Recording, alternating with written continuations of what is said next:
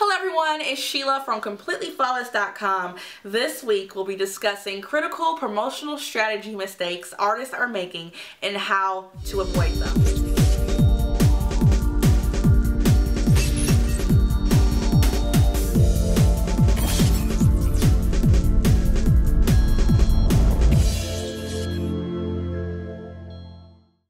Alright, so let's jump right into the topic at hand. A lot of you have been asking questions about making that transition from just doing trade work to doing paid work, running specials, how do you get business, all that type of stuff. So the first thing that I want to talk about, and I'm going to be referencing my notebook from time to time here, because I wrote stuff down so I could try to stay on track. The first mistake that I see artists making, and this goes for makeup artists, hairstylists, photographers, wardrobe stylists, any artist. A critical mistake that I see people making is that they don't have a strategy. They run specials and they don't have a strategy in doing so. I think a very important thing to ask yourself is, how long do you plan on being in business? Do you plan on being in business short term or long term? If you're in business for the long haul and that's your goal, then promotional, everything you do promotional, specials you offer, they need to have that in mind. So here's what I see. I see a lot of artists undercharging for their services. A lot of artists doing trade work and not charging at all for their services. And what happens is that whether you're a makeup artist or a photographer or whatever the case may be, you're going to need a new camera, you're going to want a new lens or something, you're going to want a new makeup palette. And because you have not been running your business as a business, and that's what honestly is happening, you're not operating as a business, you're operating as a hobby.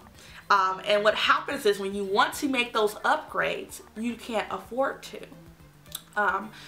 And that's why it's very important to not run specials with that in mind, but to have a plan for your business long term.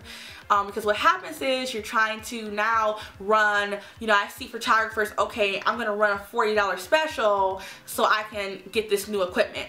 And sometimes it works. It may work. You may get people who will participate in those specials that you do run. But the question is, long term, are you doing damage to your brand by doing so? I think it's very important to decide what your business model is, how you want to run your business, what type of company do you want to have.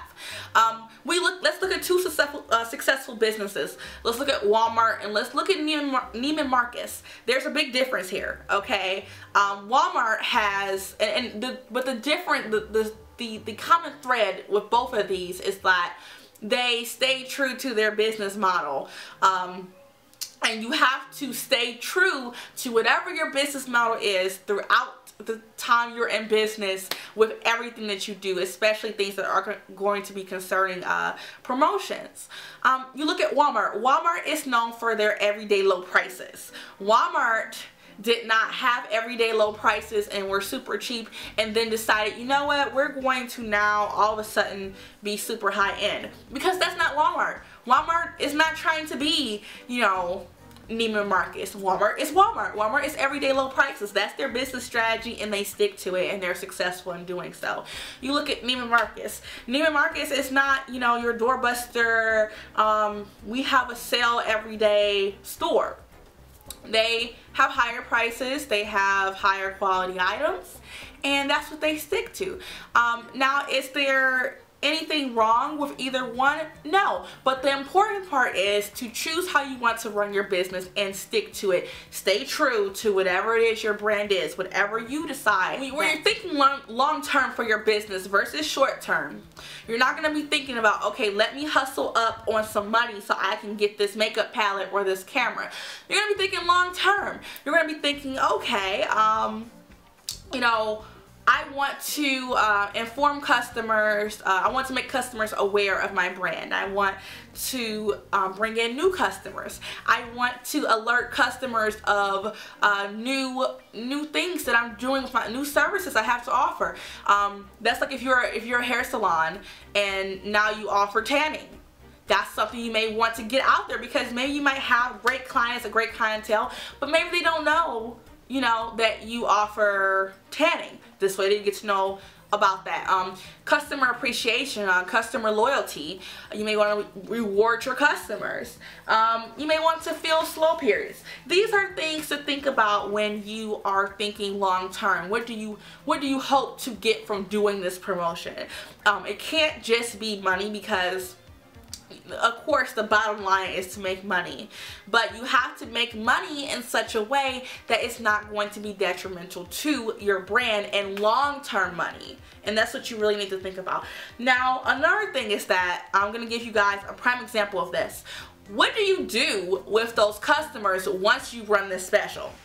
A prime example is, many of you may be familiar with services, sites like Groupon or Living Social. Google has one now called Google Offers, which is a site where you can, you know, get really good deals on products and services, because a lot of people are buying in bulk, so you get really good prices. So I was looking to get my hair done about 6, 7, 8 months ago or something. I was looking to get my hair done, and I looked on Groupon.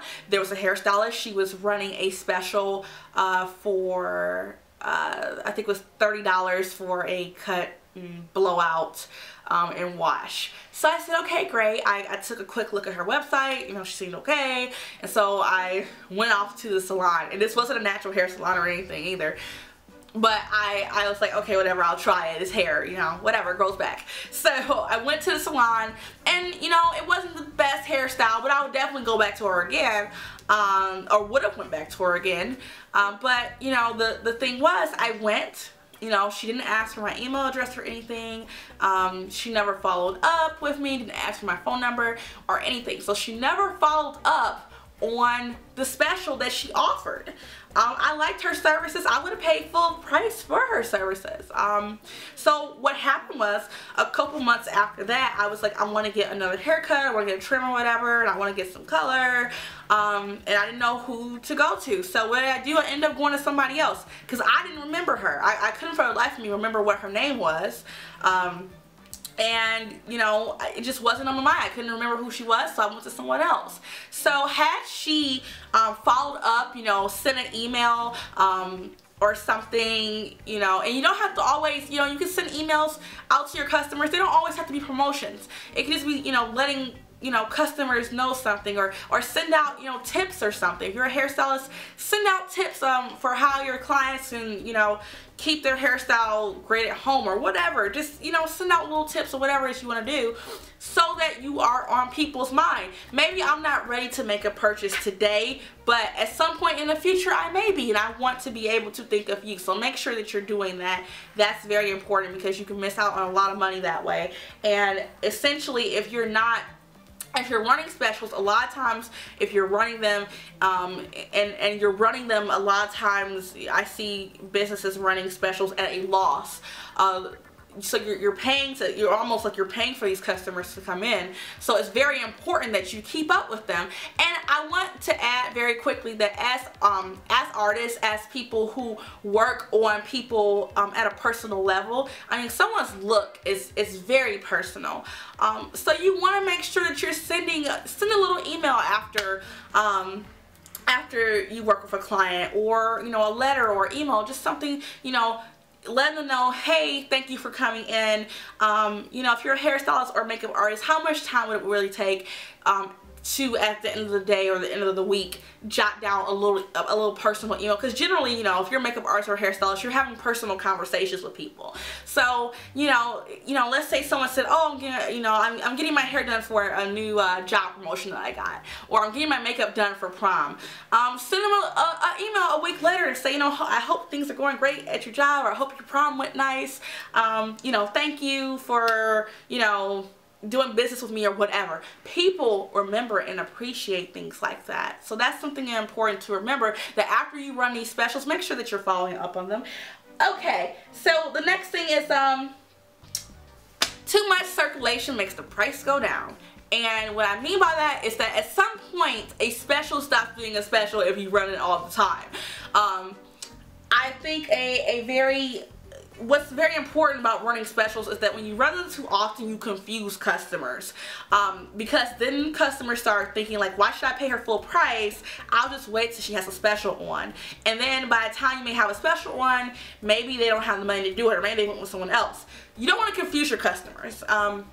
You don't want to do that at all. A great example of this, and I do want to add in here very quickly. When I did Blog TV a couple weeks ago, someone asked me, you know, where do I look to for information, where I get information from, and I get, you know, I look to other makeup artists and things like that, but I also look at businesses. I look at I look at marketing and things like that. You know, I'm not a marketing expert, but I'm very interested in how to best market my business and my services to people. So you want to look at, you know, look at different things. There's lots of different websites that you can look at that are business websites that can really help you in your business as an artist. So I want to use an example here, JCPenney.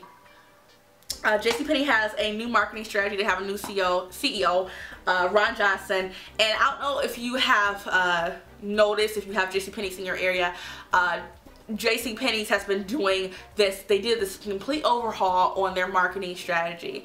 JCPenney used to offer a lot of sales. It was like one-day sales, weekly events, all this other stuff. They had daily only events, in-store events, online only, partners. They had like a ton of different specials. So you would think, okay, that's really great, but it really wasn't, because it was confusing customers, because they weren't sure. May think, okay, well, maybe I shouldn't buy now. I should wait till there's a deal or a special, or maybe, you know, the one-day sale. And I actually had this happen with JCPenney before. I'm like, well, there's a one-day sale, but there's a weekend sale here, and then there's a 4 a.m. sale. So which sale would be the best, and how do I? It's confusing. So what they did was, they have more of an everyday low prices model now. They discounted everything in the store by at least 40%. And they only offer clearance deals on the 1st and the 3rd Fridays of the month, when most people are getting paychecks. So what can we learn from this? I'm not saying you should necessarily cut your prices 40%. But what I'm saying is, if you're running a lot of specials and, you know, you're not getting the feedback you want to get from them, or you just want to start thinking more consciously about your brand, you have to think, are you confusing people? Do people, you know, are people waiting for a special or a deal to work with you? Are you leading with quality? I think that, you know, as an artist, you know, and again, I can't tell you how to market yourself. Maybe you want to be everyday low prices, or maybe you want to be the Neiman Marcus of makeup.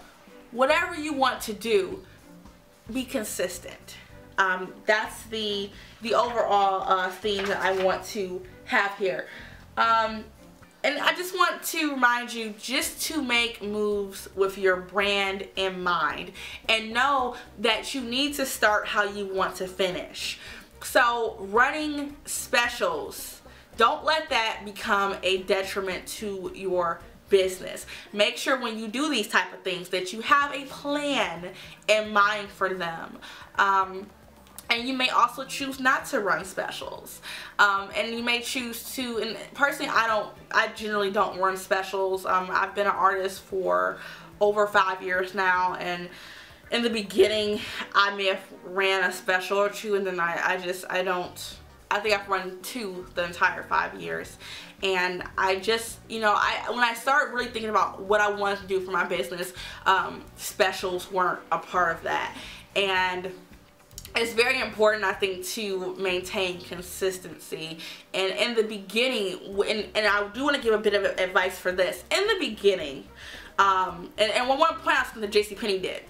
If you have been doing this special type of thing, if you're going to stop doing specials, you need to let customers know that you're doing it. JCPenney had a huge advertising campaign where they're like, you know, we're not doing any more 4 a.m. sales, no more one-day sales, no more this. We're going to have great prices on everything every day. And they let people know that, hey, we're not doing this anymore. This is how we're running business, and this is why you should come shop with us, because there's no more confusion. You know, this is how we're going to do business. And this is why you should come and continue to spend your money with us. So if you're going to stop doing the special, then what you need to do is make sure that you are letting people know that, hey, you know, I don't do specials anymore, but this is my flat price, and you know, I do quality work, and give them a reason. Let them know that, hey, not doing the specials anymore, but you should still come. I'm still worth you coming to spend your money with me, and this is why. Insert your reason there. So just keep those things in mind. Begin how you want to finish. If you have any questions, be sure to leave them down in the description or in the comment box. And I'll see you guys later. Bye.